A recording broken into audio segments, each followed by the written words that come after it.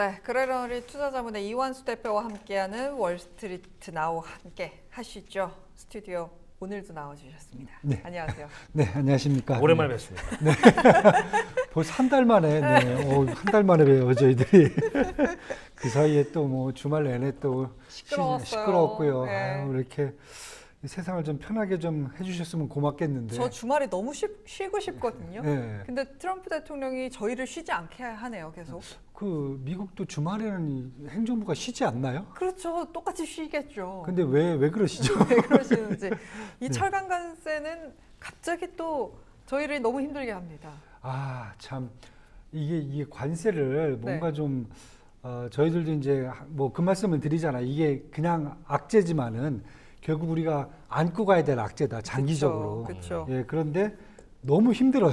네. 갑자기 철강에 대해서 또 이렇게 50%로 또 인상한다 이렇게 나올 수 있다는 게 저는 조금 좀 사실은 이제 이유를 겨냥한 문제거든요. 그래서 이런 거 보면은 6월 달에도 결국은 트럼프 관세는 지속될 수 있다. 뭐 저희들이 금요일날 그 말씀을 또 드렸잖아요. 6월 달에 트럼프 관세는 이제 계속 될 수 있겠지만은 하지만은 그래도 뭔가 이제 파월 의장이 뭔가를 해줘야 될 때가 왔다. 그 말씀을 제가 드렸어요. 그래서 오늘도 지금 보시면 일단은 파월 의장이 또 발언이 있어요. 컨퍼런스에서 개막식 발언이 있어요. 네, 우리 시간으로 2시에 예, 있습니다. 예. 물론 이제 뭐 하고 나서 기자들이 물으면은 뭐 뻔한 질문을 할 거예요. 지난주 목요일 날 트럼프 대통령하고 면담해 갖고 무슨 얘기 했느냐 결국 그 얘기일 거거든요. 그러니까 저도 궁금해요. 예. 근데 제가 봤을 때는 지금 양자 간의 갭이 너무 커요, 사실은. 그리고 아마 그 얘기를 이제 해줄 건데 제가 봤을 때 지금 파월 의장도 지금 고민이 지금 많거든요. 그래서 제가 조금만 이따가 요거 앞에만 좀 설명드리고 파월 의장에 대한 고민을 같이 한번 우리가 나눠보는 그런 시간을 잠깐 좀 가져볼게요. 좋아요, 예. 좋습니다. 네, 그래서 지금 이렇게 보세요. 매월 첫째 주는 노동지표입니다. 노동지표. 네. 두 번째 주는 그 CPI, PPI 물가지표. 그렇죠? 세 번째 주는 보통 이제 뭐 부동산 뭐 이런 지표가 나고 마지막 네 번째 주는 항상 개인 소비 지출 PCE 나오고. 막 이런 거 나오고요. 네. 그래서 첫째 주입니다. 그래서 3일 날 노동부 4월 9인 이직 보고서 나오고요. 그다음에 4일에는 ADP 5월 비농업 부분 고용 변화 나오고요. 그다음에 6월 6일 금요일에는 5월 고용 보고서 실업률 민간 비농업 부분 고용 변화까지 이렇게 다 나옵니다. 네. 그래서 계속 지금 사실은 우리 파월 의장이 얘기하는 게 노동시장이 견고하다 계속 그 얘기를 해요. 뭐 그 얘기뿐만 아니라 되게 많은 그런 공식적으로 변명을 대세요. 솔직히 말씀드릴게요. 기준금리 4.5%인데 인플레이션율이 지금 2% 중반이에요. 실업률 4%대예요. 그 다음에 GDP 1분기 성장률 역성장 마이너스 0.3% 나왔어요. 그러면은 누가 봐도 기준금리하고 시장의 어떤 인플레이션하고 불균형이거든요. 시장이 비정상이거든요. 유럽 같은 경우에는 벌써 2.2%까지 기준금리를 내렸단 말이에요. ECB 같은 경우. 거기는 인플레이션이 2% 중반 정도 나오거든요. 그 다음에 성장률이 1% 초반 정도가 나와요.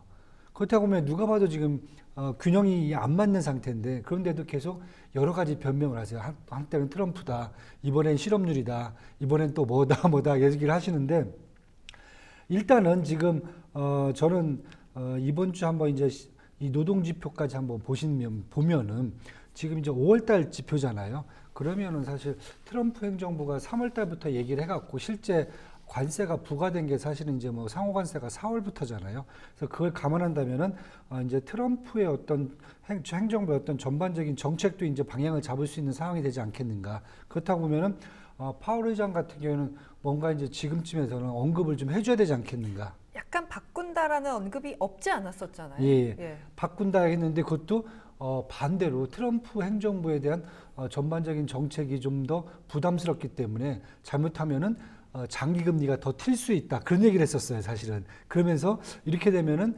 통화 긴축을 할 수도 있지 않겠는가 이런 매파적 스탠스까지 사실 나왔었거든요. 그래서 그런 부분 때문에 사실 시장이 지금 겁을 먹고 있고 결국은 국채 금리가 트럼프뿐만 아니라 이제 파월 의장의 발언까지 합쳐지면서 장기 금리들이 되게 높게 지금 튄 상황이거든요. 네. 그렇다고 보면은 지금은 다른 것보다 이제는 트럼프의 관세는 계속 안고야 되는 문제가 됐다라고 그러면은 그리고 이제 1분기 실적들도 대부분 어느 정도 이제 다 나왔단 말이에요. 네. 예, 그렇다 보면은 이제는 6월 달 정도에는 뭔가 파월 의장이 좀 해줘야 되는 뭔가 발언을 좀 해줘야 되는 이제 그런 상황이 지금 왔다라고 보고요.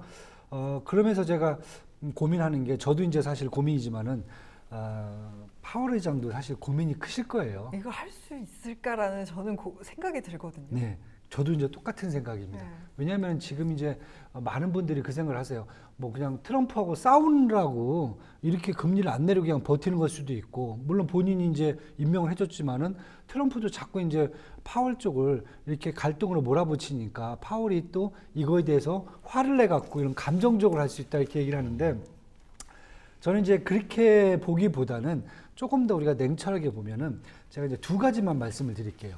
왜냐하면은 첫 번째가 뭐냐면 사실 지금 미국의 본원 통화죠. 우리가 이제 머니터리 베이스라고 하는데 쉽게 얘기해서 이제 현금 통화하고 시중은행에다가 준 지급 준비금이거든요. 네. 이건 이제 보통 우리가 유동성으로 얘기를 하는데 유동성이 지금 아직도 어마무시합니다. 그러니까 어느 정도였냐면 2008년도 금융위기 터지기 이전에 1조 달러였어요. 그 본원 통화가 금융위기 터지고 나서 4조 달러가 됐거든요. 근데 그 4조 달러를 그 양적 완화를 통해서 늘려놨는데 그걸 줄이기 시작하려고 했는데 2020년에 코로나19가 터져버렸어요. 그럼 어떻게 하면 이 양적 완화 또 두 번 더 했잖아요. 네. 그러니까 6.5조 달러까지 올라갔어요. 엄청난 거죠. 그러니까 10년 사이에 5배가 늘어 5배 이상이 늘어버린 거죠.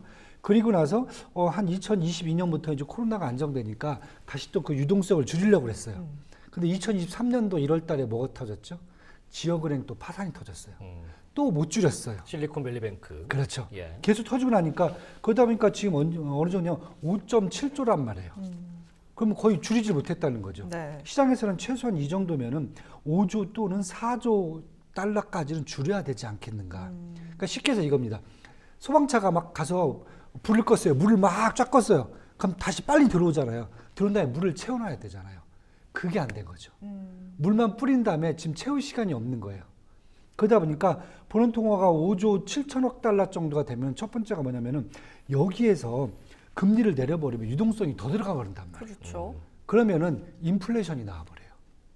그러니까 지금 인플레이션 2%대로 잡고 있는데 이 인플레이션이 또 깨질 수가 있다는 거예요. 그러니까 자꾸 이제 파월 의장은 자꾸 장기 금리를 자꾸 불안하다 얘기하는 거예요. 두 번째 또 뭐가 있냐면은 유동성 함정이 있어요. 우리가 리퀴디티 트랩이라고 그러거든요. 뭐냐면은 일본이 사실 이런 케이스인데 뭐냐면은 이미 유동성이 높은 상황에 있어요. 그 상황에서 기준금리를 내리거나 통화 완화 정책을 강화시켜도 경기를 확대시키지를 못해요. 그러니까 우리가 금리를 낮추는 것은 뭐냐면은 통화 완화 정책은 경제 성장을 더 끌어올리고 그다음에 이런 걸 해야 되는데 이게 안 된다는 거예요. 이미 유동성이 많기 때문에. 네. 그러니까 쉽게 얘기해서 통화 완화 정책은 시장에 전반적으로 유동성이 타이트할 때 해줘야 이게 효과가 먹히거든요. 네. 아까 말씀드렸듯이 물을 채워놔야 돼요. 이 소방차가. 근데 물을 못 채워놨어요. 그러니까 지금 잘못하다가는 유동성 함정에 빠져버릴 수 있거든요. 그럼 일본같이 잘못하면 통화정책이 20년 동안 효과를 발휘 못하는 상황이 발생할 수가 있거든요. 그러니까 이 두 가지 지금 문제점이에요. 그러니까 파월 의장도 사실 이러한 현상을 본인이 2018년도부터 이제 취임해갖고 사실 자기가 만들어왔단 말이에요, 이걸. 그래서 지금 시장에서 얘기하는 게 그럼 두 가지 방법이다. 왜냐하면 첫 번째 방법은 뭐냐면 기준금리를 지금 계속 내리려고 해도 기준금리가 높은데도 지금 유동성이 지금 흡수가 안 되잖아요. 네. 그러면은 쉽게 해서 양쪽 완화를 했으면 양쪽 그러면은 긴축을 통해서 그냥 양동이로 물 퍼내듯이 다 그냥 돈을 퍼내야 되지 않겠는가. 큐티를 해야 된다. 그렇죠. 근데 이것은 불가능하죠, 지금. 티가 안 되죠. 이거 했다가는 난리가 나죠. 그럼요. 그럼 이건 나라 망하는 꼴이 되잖아요. 네. 그럼 두 번째는 뭐냐면은 지금 이제 공급을 늘리는 초과 공급이잖아요. 그러면은 통화에 대한 수요가 있어요. 근데 수요는 잘 바뀌지가 않거든요. 일정해요. 이게 비탄력적이거든요. 그러면은 통화의 수요를 늘리면 된다. 통화의 수요를 늘려라. 그렇죠. 그럼 공급하고 수요하고 균형이 맞아버리죠. 그러면 되거든요. 그래서 지금 얘기 나오는 게 그럼 통화의 수요를 늘리려면은 경기가 더 확대가 돼야 돼요. 그런데 지금 트럼프 행정부가 보는 것은 경기를 확대하는 게 아니에요. 그렇잖아요. 지금 딱 보시면은 일단 뭐 감세부터 시작해갖고 관세 뭐 이런 전반적인 정책들이 경기 확대를 해주는 부분이 아니거든요. 그래서 통화의 어떤 수요를 더 늘려주는 부분이 아니란 말이에요. 그럼 어떻게 해야 됩니까? 그러니까 파월 의장도 지금 환장하는 거죠. 네, 쉽게 해서 방법이 지금. 없네요. 지금 방법이 지금 사면초가에 빠져버린 거예요. 네. 그런데 지금 트럼프 행정부는 다 내려. 그런 거 필요 없어요. 빨리 네, 내려라. 내려. 일단 예산부터 시작해갖고 내가 이자 지급하는 것도 줄여야 되고 그다음에 니네가 금리를 내려줘야 반대로 전반적으로 시장이 소비가 확대가 되면서 경제가 성장하면서 네가 얘기한 통화의 수요를 또 늘려줄 수 있다. 그 얘기를 하는 거거든요. 오히려 내려야 수요가 는다. 네. 예. 그런데 이제 사실 그러한 정책을 사실 해본 적이 없잖아요. 경험해 본 적이 없는 경험이 거죠. 없잖아요. 네. 그러니까 지금 파월 의장도 이 트럼프의 방향을 따라가야 되는 건지 자기도 캐션 마크인 거죠.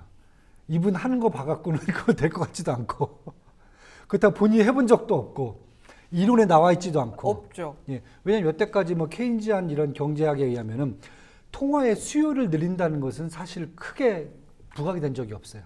항상 들어본 적이 없는 것 같긴 예, 해요. 통화의 수요는 항상 일정하다고 보는 거예요.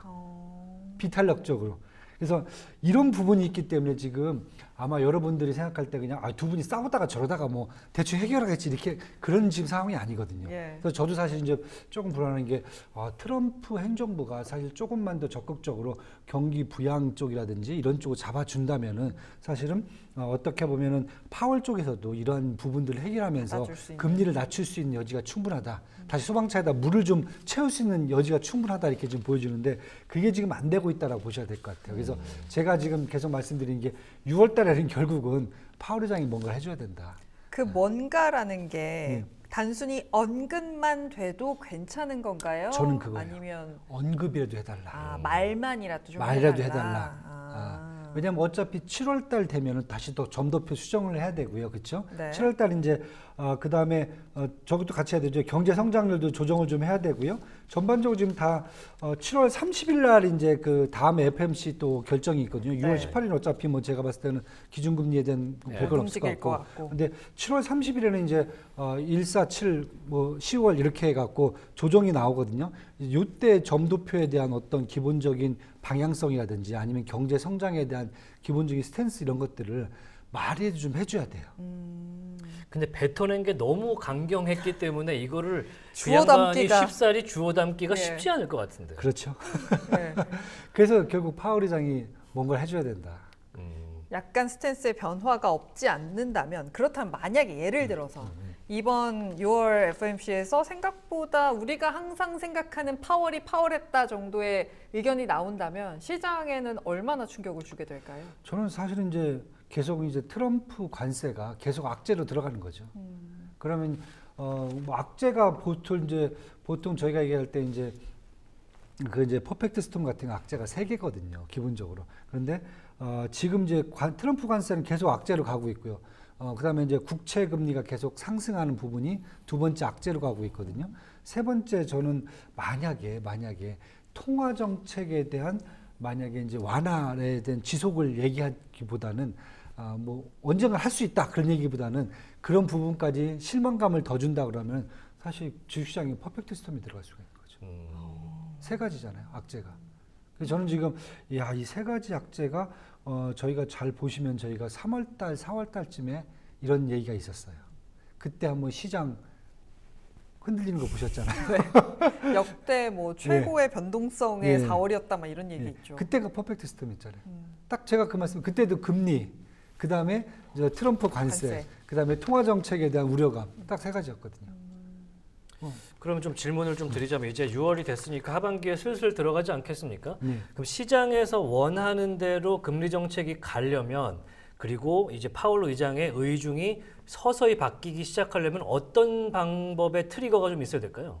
일단은 이제 경기 지표들이 좀 올라와야 돼요. 그러니까 인플레이션은 그대로 있다 하더라도 전반적인 경기 지표가 좀 소매라든지 아니면 이제 도매 판매 산업 생산 전반적인 지표가 좀 올라와 주고 경제 성장률도 좀 올라와 줘야 그래야 이제 파월 입장에서는 그래도 이 상태에서 금리를 내려도 경제라든지 아니면 앞으로 통화 정책의 효과성을 다 입증할 수 있다라고 판단되는 시점이 와야 되죠. 그래서 지금 그래도 다행인 게 지금 보면은 예를 들어 애틀란타 연준 같은 경우는 2분기 GDP 나오를 지금 2.6%까지 올려잡고 있어요. 네. 그러니까 1분기 때는 막 2.8%, 어떤 때는 마이너스 3%, 마이너스 2%, 마이너스 3%까지 막 떨궜다가 뭐 당연히 그때 0.3% 이제 GDP 성장률이 떨어지긴 했어요. 역성적이 나왔어요. 근데 2분기는 지금 반대로 올리고 있고 지금 뭐 분위기는 거의 3% 이상은 올릴 것 같아요. 그렇다고 보면 저는 아마 2분기 때 경제 성장률 이 정도면은 한 플러스 한 0.8에서 한 1% 정도 나오지 않을까. 이걸 지금 봐야 될 것 같고요. 그렇다면 그런 GDP 성장 이런 부분이 나오는 게 사실 7월 이제 중순 말정 하반기거든요. 그럼 7월 30일에 사실은 연준의 기준금리가 이제 결정이 되잖아요. 네. 그때 아마 이런 변수들이 좀 작용할 수 있다. 그때 될 수 있다라고 그러면은 파월이 미리 그것을 좀 언급을 해줘야 된다. 7월까지는 예. 확인할 게 너무 많겠네요. 확인할 게 많죠. 그럼- 아직까지도 더. 그렇다면 지금 일단 6월 FOMC도 6월 18일이니까 2주가 넘게 남았단 말이에요. 네. 그럼 2주 동안은 이 답답한 장세를 저희는 버텨야 됩니까? 일단은 뭐 이번 주 이제 그 실업률 지표 다 나올 거고요. 다음 주엔 CPI하고 이제 PPI가 나올 거란 말이에요. 네. 그렇죠? CPI, PPI가 지금 2% 초반이에요. 사실 보시면요. 되게 안정화돼 있어 인플레이션이요. 그런데 여기서 더 둔화가 된다라고 했을 경우에 아마 제가 봤을 때는 파월 의장이 뭔가 다시 또 언급을 더 해줘야 될 것 같아요. 그리고 나서 이제 그 다음에 셋째 주, 넷째 주로 갈수록 PC 지수 사실 지난주에 보면 되게 많이 다운이 됐단 말이에요.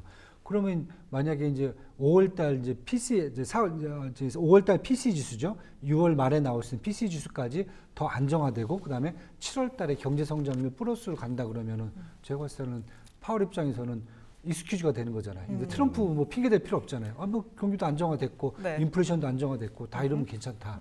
그럼 이제 기준금리를 충분히 내릴 수 있다 이렇게 지금 보는 거죠. 그러니까 일단 PC가 안정화가 된 게 지난주에 확인이 됐고 그다음에 나머지 책무 중에 하나인 이제 고용 지표가 이번 주에 혹 잘 나오게 되면 이제 파월로서도 뭔가 정책을 변경해도 욕은 크게 먹지 않는 그런 그렇죠. 모습으로 간다 말씀이시죠. 그렇죠. 지금 상황에서는 그렇게 보여집니다. 지금.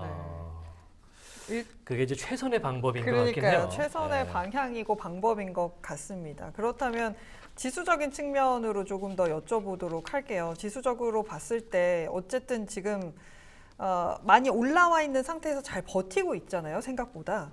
네, 지금 맞습니다. 이 흐름이 지속이 될 가능성이 얼마나 된다고 보실까요? 일단 제가 이제 계속 그 말씀드렸던 게 트럼프 관세라든지 뭐 채권의 뭐 영향 때문에 사실 급락했던 것은 다 일단 그 갭은 메꿔냈어요. 그렇다고 아까 제가 이제 퍼펙트 스톰 얘기했을 때 겁먹지 마세요. 관세하고 네. 이제 두 번째 제가 이제 국채금리 상승 부분은 사실 이미 다 반영이 아니라 그게 지금 계속 반영이 된 상태라고 보시면 될 것 같아요. 경험을 했죠. 경험을 했잖아요. 예. 그럴 때 보면은 저는 이제 주가 지수는 일단은 당분간은 여기서 더 올라가려면 이제 성장 모멘텀이 나와야 돼요. 그게 이제 전 통화 정책이라고 지금 보고 있고 그게 좀 만약에 모멘텀을 잡아준다면 한 단계 더 업그레이드 될 수가 있는데 그게 지금 퀘스천 마크이기 때문에 당분간은 계속 이제 모멘텀 없이 지루한 관망세가 계속 갈 수가 있다.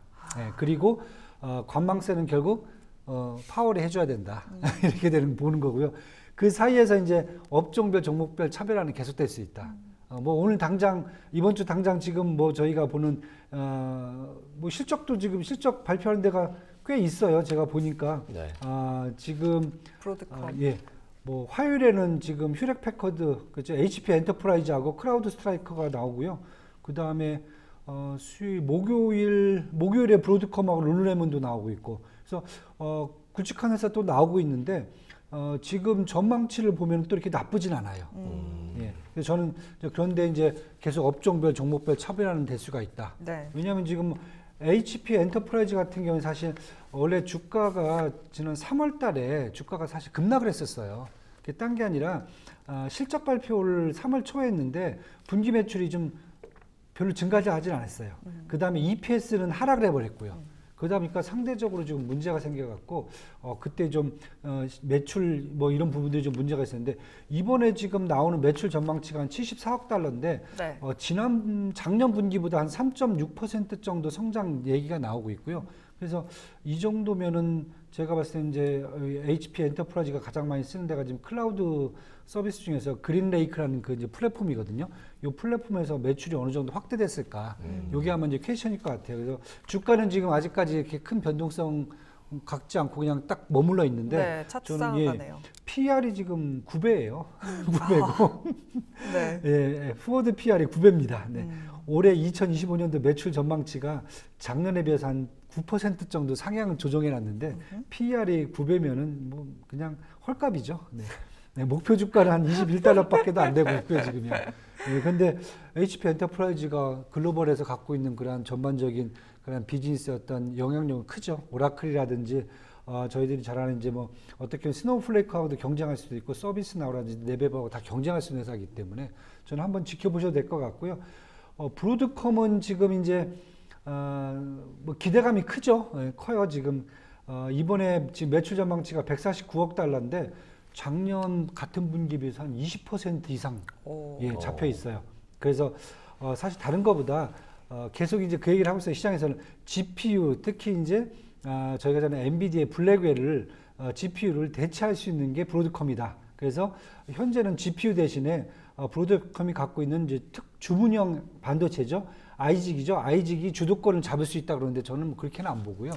왜냐면은 그냥 GPU는 네. 그냥 포르쉐라고 보시면 돼요. 어, 예. 근데 집에 포르쉐가 2대, 3대 있을 필요는 없잖아요. 그렇죠.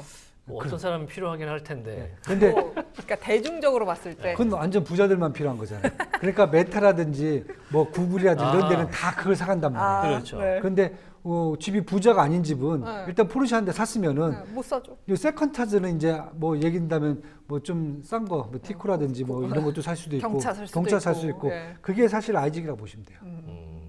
그러니까 이 조합을 해갖고 내가 이 가게를 잘 운영할 수 있게 만들어주는 게 아이직이기 때문에 네. 결국은 이 아이직도 사실은 중국 매출이 얼만큼 약화가 됐는지 이거고 플러스 그럼 글로벌 수요가 얼마나 증가가 됐을지 그렇다고 보면 저는 사실 이제 149억 달러 매출은 충분히 지금 달성하지 않을까. 그리고 올해 2025년도 매출 전망치가 작년에 비해서 23% 이상 잡고 있거든요. 네. 그렇다고 보면 저는 충분할 걸로 보여지고요. 이거에 관련돼 갖고 포워드 PR이 35배예요. 이 정도면은 저는 뭐 평가가 뭐 이렇게 뭐 아주 고평가되지는 않다. 그리고 대신에 이제 지금 목표 주가가 지금 240달러거든요. 네. 그래서 지금 오늘 주가가 242달러인데 목표 주가보다는 높아요. 근데 이거 발표하고 나서 저는 목표 주가 좀 상향 조정되지 않을까. 예, 이렇게 지금 보여집니다. 그래서 실적들이 뭐 클라우드 스트라이크도 뭐 괜찮게 지금 나오고 있고요. 룰루레몬은 조금 이제 중국 쪽 매출 때문에 약간 좀 퀘스천 마크가 지금 걸려 있는데 네. 그래도 만약에 생각보다 잘 한다라고 그러면은 저는 시장에서 2분기 후 이제 실적 발표는 이제 거의 마무리됐다라고 보인다면은 이 정도면은 사실 시장에서 그렇게 크게 우려를 하지 않아도 되지 않을까라는 그렇게 지금 보여지고 있습니다. 네. 뭐 전반적으로 이번 주에 나오는 실적주들이 뭐 아주 큰 회사, 브로드컴이라든지 몇몇 업체를 제외하고는 많지는 않습니다만 지금 주목을 해야 된다고 말씀 주셨는데 브로드컴만 추가적으로 말씀을 드리겠습니다. 지금 많은 분들께 투자를 하고 계시거든요. 그런데 지금 한 달 동안 22%가 늘었고 퍼센티지가 올랐고 지금 과매수 아닌가라는 의문도 드는 RSI를 지금 갖고 있어요. 어떻게 보십니까? 일단은 제가 말씀드린 PR 보세요. 35배거든요. 뭐 이 정도면은 제가 봤을 때는 비싸다고 볼 수는 없어요. 그러니까 그만큼 브로드컴의 전반적인 이 이제 제품들이죠. 제품군 아이직군들의 제품군들의 매출이라든지 수위가 확실히 글로벌로 커졌다라고 보셔야 될 것 같아요. 그리고 이제 기존과 다르게 주문을 TSMC에 내고 있거든요. 네. 왜냐하면 이제 미국의 애리조나의 이제 TSMC 공장이 10월 달부터 작년 10월 달부터 이제 가동이 시작됐는데 가장 먼저 여기다 주문을 넣은 게 브로드컴이거든요. 그래서 기술적으로 지금 제품의 어떤 효과적이라든지 고객에 대한 어떤 이제 로열티 이런 것들이 되게 좋게 나오고 있어갖고 저는 전반적으로 지금 브로드컴이 에 제시한 올해 한 23% 정도 매출 상승은 저는 그 이상 나올 것 같아요. 한 30%는 뭐 충분히 잡아야 되지 않겠는가. 네. 왜냐하면 엔비디아를 거의 58%를 잡고 있는데 그러면 제가 말씀드린 세컨카는 많이 사요. 그러다 보면은 한 30% 정도까지는 매출 상향 기대할 수 있을 것 같고요. 네. 중국 매출 뭐 글로벌로 커버하지 않을까. 아. 네, 이렇게 지금 보여지고 있습니다. 근데 지금 쭉 들어보니까 뭐 HP도 그렇고 브로드컴도 그렇고 룰루레몬도 그렇고 섹터 내에서 한두 종목씩 이렇게 꼽아서 말씀을 해주시면서 섹터별, 종목별 흐름이 예상된다라고 말씀을 해주셨잖아요. 그렇다면 대표님이 보시는 그 섹터별 종목별을 고르는 기준은 뭐가 있을까요? 일단은 저는 이제 만약에 장이 네. 되게 강해요. 유동성도 많고 그래서 장이 강할 때는 성장성을 사실 먼저 봐야 되는 거고요. 그렇지 않고 지금 유동성이 뭐 좀 타이트하고 시장에 그다음에 투자가분들의 어떤 이제 투자 심리가 조금 많이 위축됐을 경우에는 저는 일단은 펀더멘탈을 먼저 봅니다. 펀더멘탈. 그럴 때는 사실 PER을 먼저 보는 게 가장 좋죠. 왜냐하면 결국은 PER로 수렴을 한다 저는 보고 있거든요. 가격이라는 게. 가치하고 가격은 틀리잖아요. 그런데 펀더멘탈은 가치인데 결국은 시장이 위축됐을 때는 어느 순간에는 분명히 그 가치까지는 가격이 분명히 치고 올라갈 수 있다. 그렇다고 하면은 펀더멘탈 갖고 판단하시면은 저는 놓치지는 않을 거다. 이렇게 지금 보여집니다. 시간이 많지 않은데 하나만 더 여쭙겠습니다. 테슬라 이야기를 여쭙지 않을 수가 없는데 6월이 됐거든요. 네. 6월 하면 로보택시 한다는 거 아니겠습니까? 네, 네. 테슬라 오늘 2.7% 현재 빠지는 모습인데 네. 약간 그동안에 올랐던 걸 차익 실현한다는 느낌이 좀 들어요. 어떻게 보십니까? 일단 뭐 투자가분들도 이제 냉철해지기 시작했다고 봐야죠. 저는 왜냐하면 여기도 사실은 이제 테슬라라든지 팔란티 같은 경우 펀더멘탈을 안 보고 막 투자를 하시는 경우가 많아요. 솔직히 말씀드릴게요. 그냥 뭐 얘기 들어보면은 뭐 그냥 뭐 곧 조만간 달나라에서 뭐 달나라 화성에다가 뭐 세상을 새롭게 막 구축할 것 같은 막 얘기를 많이 하세요. 이제 투자가분들하고 이렇게 얘기를 들어보면은 근데 사실 그런 것은 이제 저는 조금 이제 피해야 될 것 같고요. 계속 이제 테슬라도 우리가 생각했던 그런 이제 앙트러프너십 이런 부분보다는 일단 이제 밸류에이션을 보면서 투자할 타이밍이 왔다. 이제는 테슬라도 밸류다. 밸류를 보셔야 되죠. 성장성을 언제까지 보겠습니까? 왜냐하면은 테슬라가 갖고 있는 대부분의 비즈니스들을 이미 다른 회사들이 다 하고 있고 어떤 회사는 더 잘하고 있고 어떤 회사는 다 쫓아왔고 어느 지역에 가면 이미 로보택시라든지 자율주행을 더 많이 하고 있고 이렇게 하고 있다고 보면은 결국은 이제는 펀더멘탈이라든지 매출이라든지 이런 실적을 갖고 싸워야 되는 그런 타이밍이거든요. 그걸 이제 보셔야 될 것 같아요. 미래 가치만 볼 때는 이제 좀 지나가고 있다. 테슬라에게는 그렇게 좀 이야기가 들리는 것 같습니다. 네. 자, 시간이 이제 마무리를 할 시간인데 일단 투자자분들께서 주말 동안에 또 관세 얘기를 지겹게 또 듣다 보니까 이제는 좀 익숙하시긴 하지만 그럼에도 불구하고 확실히 하방 압력을 받는다는 기운은 떨쳐내기가 어려운 것 같습니다. 이번 주 이 관세 이야기 또 나온 상황에서 어떤 투자를 해야 될까요? 일단은 뭐 저는 계속 이 관세 얘기 나올 때마다 저가 매수를 하셔라. 저가 매수를 하셔라. 왜냐하면 뭐 이번 주 또 뻔하잖아요. 왜냐하면 일본 협상단 또 올 거고요. 목요일 되면요. 그다음에 중국하고 지금 미국은 당연히 또 이쪽은 히터류 이쪽은 반도체 갖고 또 싸울 거고요. 서비스업하고 싸울 거고 EU는 다시 또 이제 트럼프가 또 건드릴 거고요. 이렇게 되다 보면 이제 제가 계속 말씀드리지만 업종별 종목별로 계속 지금 거기에 희비가 엇갈릴 거예요. 그럴 때마다 하지만 이제 중요한 것은 뭐냐면은 그렇게 해도 결국은 이 전반적인 기업들이라든지 업종에 글로벌화는 저희가 막을 수는 없을 것 같아요. 그걸 감안해 갖고 결국은 나중에 어떻게 정리가 되든 가격이 싸다라고 하면은 무조건 저는 저가 매수를 하셔라 이렇게 지금 보고 있습니다. 네. 자, 조금 전에 CNBC에서 트럼프 대통령과 중국 시진핑 국가주석이 조만간 굉장히 가까운 시일 내에 통화할 것이라는 속보를 냈기 때문에 이 뉴스를 뒤로 하고 오늘 이완수 대표님을 보내드려야 될 것 같습니다. 자, 지금까지 그레너리 투자자분의 이완수 대표와 함께했습니다. 말씀 고맙습니다. 네, 감사합니다.